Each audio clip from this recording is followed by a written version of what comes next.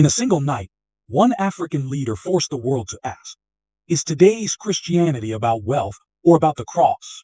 For the very first time, President Ibrahim Traoré of Burkina Faso, the young African leader who had shaken his continent and rattled Western powers, was sitting across from America's most famous televangelist. No one knew what to expect. No one could predict how heavy the words about to be spoken would feel. Joel Osteen, smiling as always, began with his warm Texan tone. Ladies and gentlemen, tonight we are truly blessed. We are joined by a man of courage, a man of change, a man who has inspired millions. Please welcome President Ibrahim Traoré. The crowd clapped politely. Some were curious, others skeptical. To many, Traoré was just another African leader they'd only heard about through headlines, rumors of fiery speeches, and resistance against Western dominance. But when Traoré finally rose from his chair, the entire hall fell silent. His presence was magnetic. He didn't smile. He didn't wave. He stood tall, his military jacket slightly unbuttoned, his piercing eyes cutting through the stage lights. I thank you, Traoré began, his voice calm but powerful. I thank you for allowing me into this place. But I have not come here to entertain. I have not come here to flatter. I have come here to speak truth, even if the truth is uncomfortable. Joel kept his trademark smile and replied, that is exactly why we're here tonight, Mr. President, to hear your truth. The audience clapped again, but Traoré raised his hand, signaling silence. The atmosphere shifted instantly. He leaned forward slightly, his tone deepening. In my country, Christianity and Islam live side by side. But too often, both have been used as weapons of manipulation. Too often, religion has been twisted into chains rather than wings.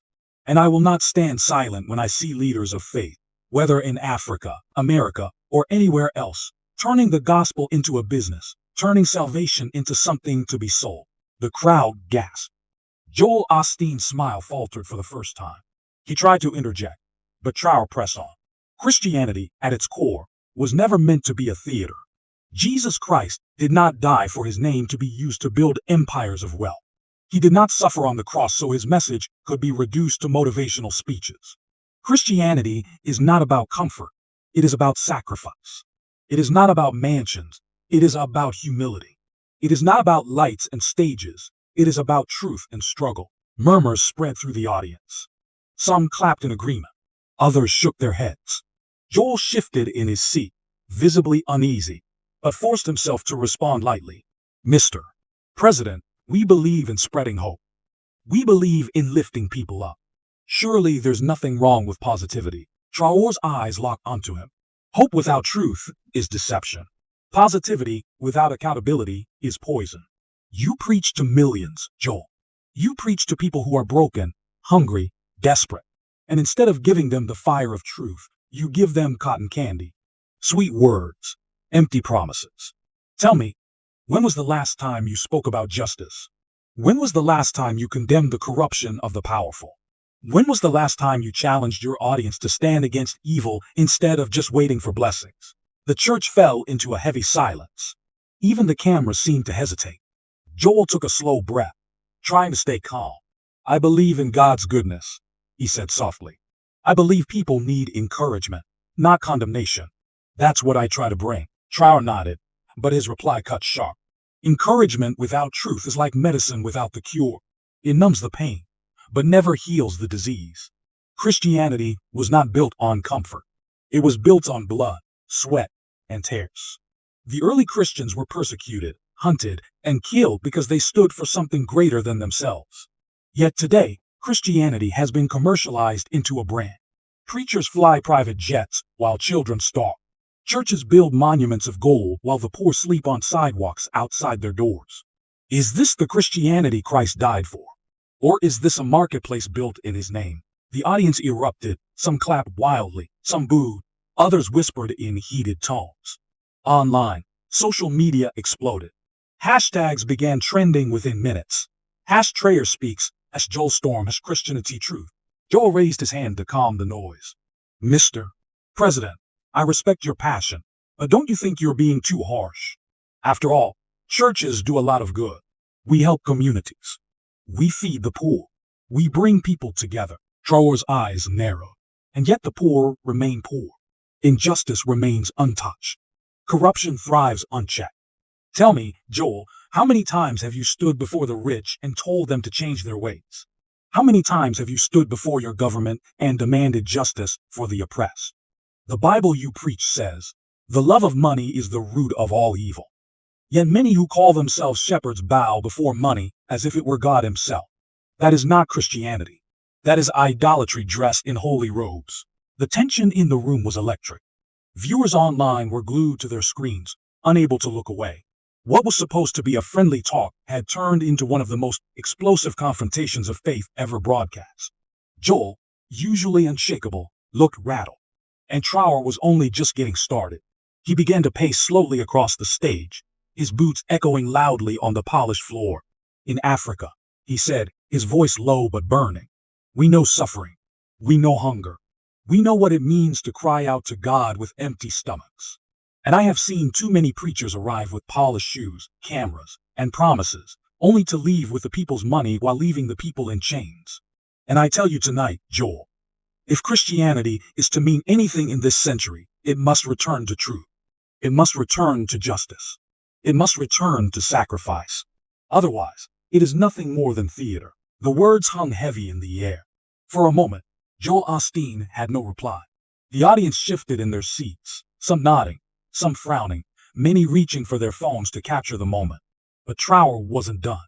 The tension in the hall rose again as Traoré's voice thundered, steady but unshakable. Christianity is not about building bigger churches. It is about building stronger hearts. It is not about filling seats. It is about filling lives with courage. It is not about promising wealth. It is about preparing souls for struggle. And if that truth makes people uncomfortable, then so be it. Because Christ himself made the powerful uncomfortable. Christ himself confronted the hypocrites in the temples. And if he walked the earth today, he would not be sitting in the front row of megachurches. He would be out in the streets, standing with the poor, the broken, and the oppressed. The hall erupted, some people clapping, others sitting frozen, unsure how to react. Joel finally rose, his voice shaking slightly. "Mr. President, I hear your concerns. But surely we can agree on this. God is love. And love is what we must share." Traoré paused, his eyes locked on Joel. Then he nodded slowly. "Yes, Joel. God is love. But love is not silence. Love is not avoidance. Love does not look away from injustice. True love demands truth. True love demands sacrifice. True love demands courage. And if Christianity forgets this, then it has lost its soul."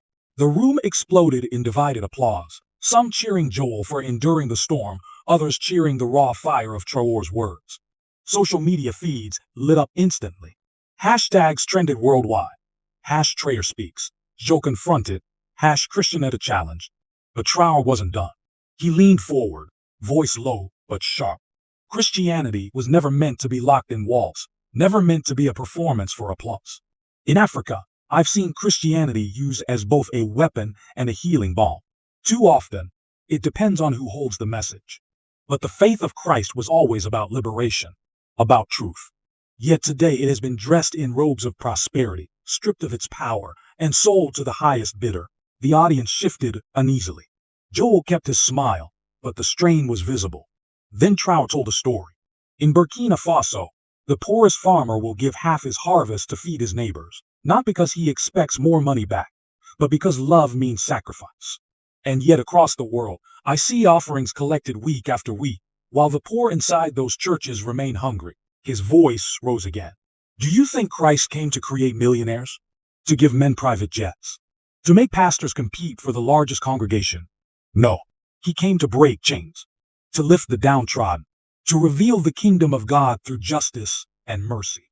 If you preach without justice, your gospel is incomplete. If you preach without sacrifice, your gospel is hollow." The crowd stirred, some clapping loudly, others crossing their arms. Joel interjected, "But prosperity is also God's blessing. Abundance is part of his promise." Traoré gently shook his head.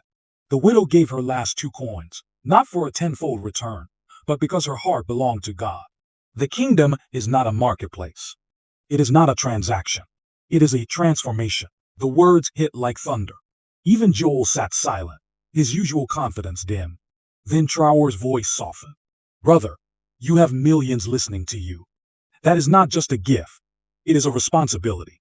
If you tell them faith is only about comfort, they will never carry their crosses. If you tell them it is about wealth, they will never learn sacrifice. If you tell them it is only about happiness, they will never be ready for suffering. Yes, Christ promised joy, but he also promised a cross. The hall was silent now. Joel's smile faded into something fragile. For once, the preacher had no polished reply. And then Traoré asked the question that froze every soul in the room. If Christ came to your city today, would he recognize his church? Would he see his love in your streets? His compassion in your hospitals? His justice in your courts? Or would he see empires built in his name, but not in his spirit? The silence was overwhelming. Some wept, some bowed their heads. Cameras zoomed in on faces marked with conviction. Finally, Joel whispered, almost to himself, "That is powerful." Traoré closed not with more fire, but with a prayer. Lord, teach us again what it means to follow you. Strip away our pride. Strip away our greed. Strip away our love for applause. Make us servants, as you were a servant. Let your church look like you again. When he finished, there was no applause, only stillness. Joel reached out, shook Traoré's hand, his smile faint but unsteady. For once, America's most polished preacher had no words. The broadcast ended, but the echoes of that night spread like wildfire across the globe. Clips went viral. Headlines blazed. Churches and believers began asking hard questions. Was Christianity about prosperity or about sacrifice? About comfort or about transformation? And slowly, people realized this night was not just about Joel Osteen. It was about all of us.